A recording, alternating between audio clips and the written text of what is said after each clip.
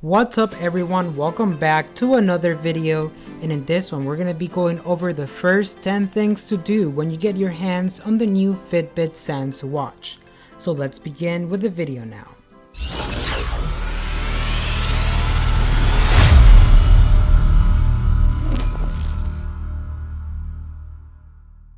Welcome to Search Tech. Our mission is to help you get the most out of your tech through reviews and tutorials.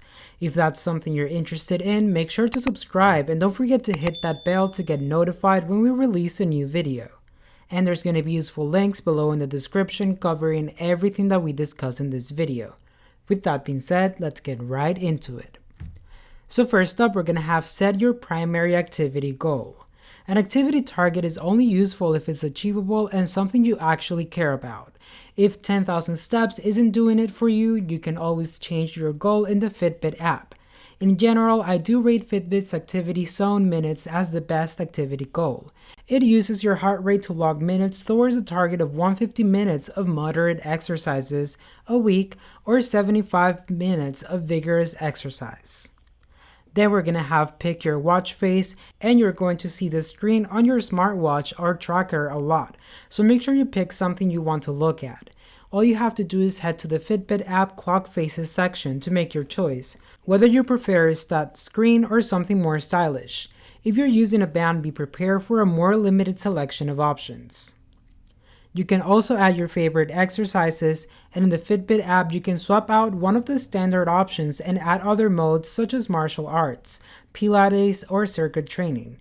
If you have a smartwatch like the Fitbit Sense that we have in this video, it can also hold up to 20 sports modes, so there is no picking and choosing required. You can also sort your notifications.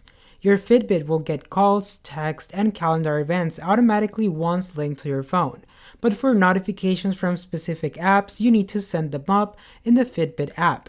On day one, you may find that there are no apps to choose from, and that's because they won't appear until you've set up your device and then received a notification from that app on your phone.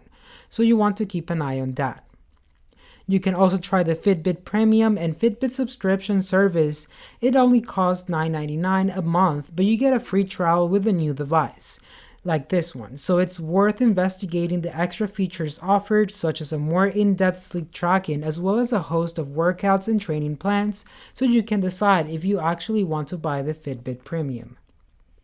You can also take some measurements, and Fitbit's devices keep getting smarter, and it can take an electrocardiogram measurement from your wrist, as well as tracking your electrodermal activity, and the former will check that you have a normal heart rate rhythm, while EDA is a good indicator of your stress levels. When you sleep, your Fitbit will also track your blood oxygen saturation levels for you to look at in the morning. On spot number 7, we're going to have download some apps, and Fitbit's third-party app market is not especially well developed yet, but it is getting better. Some great options include the C25K Trainer app, which will help new runners build up to running 5K without stopping, and the Spotify Control app. You can see which Fitbit devices are compatible with each app in the app gallery found in the profile section of the Fitbit app.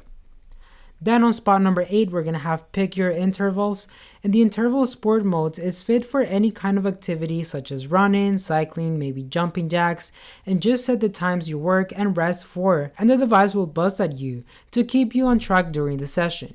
You can't do this on the device itself though, only through the Fitbit app on your phone.